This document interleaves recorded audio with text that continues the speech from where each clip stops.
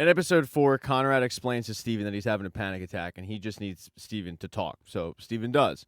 He talks about when they were younger, about how cool Conrad was, and after a while, Conrad's fine. But he's been having these panic attacks more often since Susanna died. He also reveals to Steven that he found out he got into Stanford. His mom always had this dream about him finding himself on the West Coast, but he doesn't know if he wants to go. And going to Stanford was always a dream of Conrad's ever since he was young. But where Jeremiah's going, Finch, that's closer to Brown. And he doesn't know if he wants to go to Stanford and abandon his brother in this time. It's starting to finally get better between him and Jer. So he doesn't quite know what to do. Steven tells Conrad, dude, just talk to Jeremiah. But Conrad tells him he doesn't even know I applied. Please don't tell him anything. And Steven won't. They head back in the house, they go to bed, and the next morning they're woken up with the sound of breakfast, but it's really not for them. It's for the open house. Aunt Julia and Sky have arrived in the house, and they're not happy. Well, at least Aunt Julia isn't happy, because she didn't expect this many kids to be in the house. For Sky, it is a little bit awkward, because it's been a decade since she's seen her cousins. She's no longer going by she, she's going by they. And she's receiving a little bit of a trickle-down backlash effect from Conrad. Not so much from Jeremiah, but Conrad definitely is holding a grudge. When Sky says, how you guys doing? Conrad says, well, we were doing a lot better until our aunt started stealing our house. Julia has to remind him that she's not stealing anything. It's her choice about what she does with the house, and she's choosing to put it on the market. She then asks the kids to leave, but Conrad makes it clear, I'm not going anywhere. We're not leaving for your open house. We're staying. She tells Conrad, call your dad because this isn't an Aunt Julia problem. Conrad says, but it is, because, Aunt Julia, you are the problem. And then they go their separate ways, but they end up reconvening in Conrad's bedroom because that used to be Aunt Julia's bedroom when her and Susanna were growing up. While the conversation downstairs was a little more contentious, Conrad tries to go with a different approach in the bedroom by explaining that they could still keep this house in the family, Julia and Sky could still enjoy it, and Aunt Julia explains to Conrad that she lives across the country and she doesn't have that kind of money to maintain the house. And then they hear a big bang.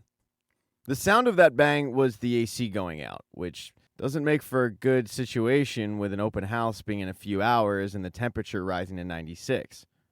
While Aunt Julia figures out what exactly to do, the kids have to figure out what to do because the realtor has shown up and now panic's starting to set in. Belly mentions to both Conrad and Jeremiah that maybe if they could just get Sky alone, she would have some information that could help them swing the vote to their side. But Jer says, yeah, good luck with that. Sky and Aunt Julia are, like, inseparable. As all the kids reconvene in the kitchen, Aunt Julia comes in and says that the open house that day has been canceled. She needs all the kids out of the house. But Conrad is refusing to leave. Even the rest of the kids are saying, Conrad, come on, man, we won this round, let's go. But Conrad is dead set on staying in the house. And a very exasperated Aunt Julia says, Conrad, come on. You've already ruined my day. The least you can do is get out of my hair for a few hours. Conrad goes to shoot back something, but Belly stops him and suggests that they all go to the Boardwalk. They haven't been there in years. They used to go all the time as kids. And it's something that Jeremiah, Taylor, Steven, they're all into.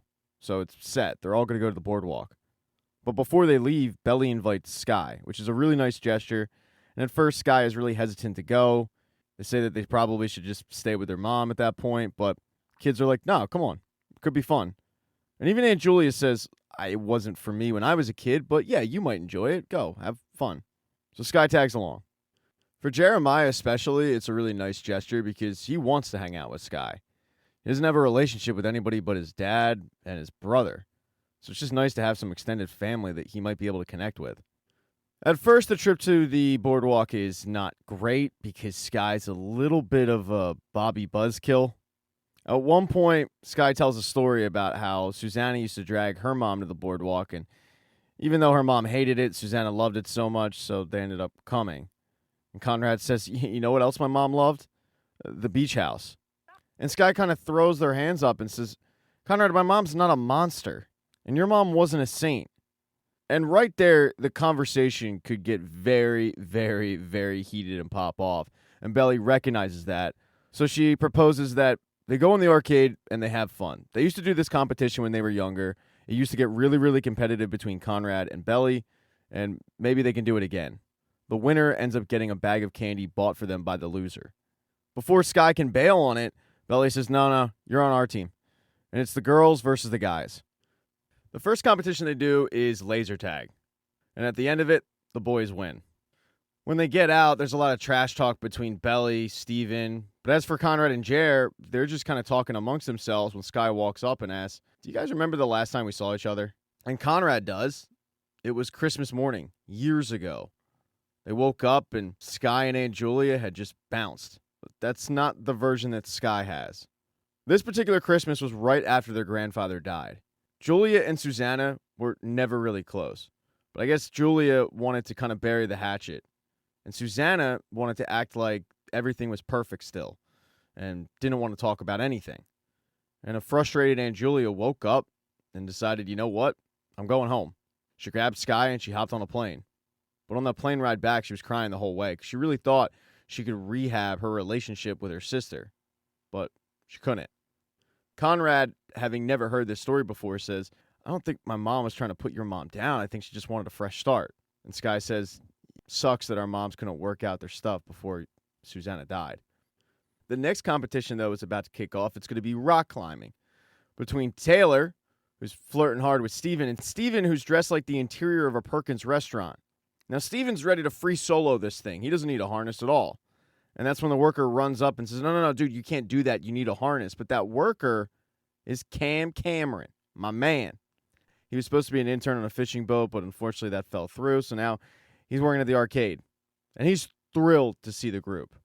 It's not like he was super close with any of them except Belly, but he's just happy to see some friendly faces. And when he finds out about the competition, he is going to be their referee / play-by-play guy for the entire day. As for the rock climbing competition, Steven barely wins. So the next competition is going to be free throws. Each person gets 5 shots. It's between Belly and Conrad. And Belly ends up taking that one by 1 free throw. As they walk over to the next competition, Taylor revels in the fact that Belly just beat Conrad after everything Conrad had put Belly through. And Belly has to tell Taylor, we're fine. I swear. Belly then goes to talk to Conrad, and Taylor bumps up next to Steven and lets him know that she knows what he did. Steven's the one who took out the AC. He's a future engineering student. He would know how to do that. And she's definitely not mad at him because she loves a happy accident. And she loves herself some Perkins restaurant decor. Belly, meanwhile, was making a side bet with Conrad that not only would the loser of this competition have to buy the winner the bag of candy, they would also have to ride the Tower of Terror. And the last time Belly rode the Tower of Terror, she puked all over herself, kind of scared of heights. But Belly, who feels like she's about to come back in this thing, but as Conrad walks away, she's reminded about what she liked about him in the first place. This version of Conrad is lovable. They then walk over to the next competition, which is going to be Dance Dance Revolution. And even though Sky doesn't want to do it, she's the next person up. And it turns out she is a Dance Dance Revolution savant. I mean, she crushes Jeremiah in this competition. And now it is all tied up. The final thing they're going to do to decide the winner is going to be go-karting. But as they're leaving the arcade, Belly sees one of those wooden cutouts that you put your faces through for picture opportunities. And it reminded her of the time that her, Susanna, and her mom all did it. And she has the picture. She decides to send it to her mom, who is having a tough time on the road. Talking about this book and about her friend passing away has been more difficult than she thought. It doesn't get any easier when she receives the text message from Belly, but her day does get better because she looks up and Cleveland Castillo is there.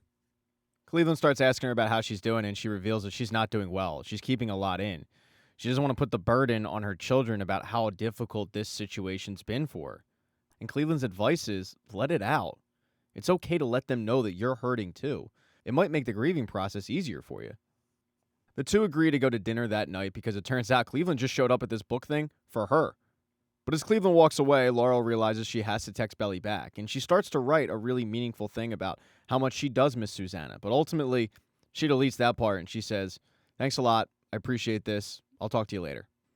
Back at the boardwalk, the kids get ready for their final showdown. Belly gives a really inspirational speech about how the girls are going to take this one. Unfortunately, they don't, though. The boys end up winning. It means the girls have to go and buy the boys candy, but it also means that Belly has to ride the Tower of Terror. And she's beating herself up a little bit, but both Taylor and Sky let her know that she is a natural-born leader. And this is important for Belly to hear because in 5 days, they have volleyball camp. It's something that Belly's been pushing aside, but Taylor's been trying to remind her about it because She knows how much Belly means to not only the team, but also how much volleyball means to Belly. Belly does appreciate hearing those words, and Sky even admits that while she didn't want to, she ended up having a lot of fun that day. But now it's time to pay up. Belly has to ride the Tower of Terror, but she's not doing it alone. Jer has decided to go with her. And as they head up, Belly's reminded about the fact that Jer's always been somebody that is willing to do things with her when times are tough. Like when she was a little kid and she would be homesick, Jer would stay with her, keep her company. As they start to make their way to the car and ending a really good day, Cam and Belly get a chance to chat. And Belly tells Cam that she had a lot of fun, but she feels guilty about that, which is weird. And Cam understands, but he says, fun is important for you guys to have. She then invites Cam over to the house, and the group heads off. Everybody's in good spirits until they actually get to the house. Because Aunt Julia is an absolute savage. While they were gone, she cleared out the entire house. Everything's gone. Thank you so much for checking out this recap. Please consider subscribing to the channel and subscribing to my Patreon. Hit thumbs up if you liked it. Smash that thumbs down button if you thought it sucked. If you left a comment, I don't get back to you. I usually don't check the comments unless they're like a super comment. Also, if you don't see the next video up on the end screen, not to worry, it'll be up in a day or two.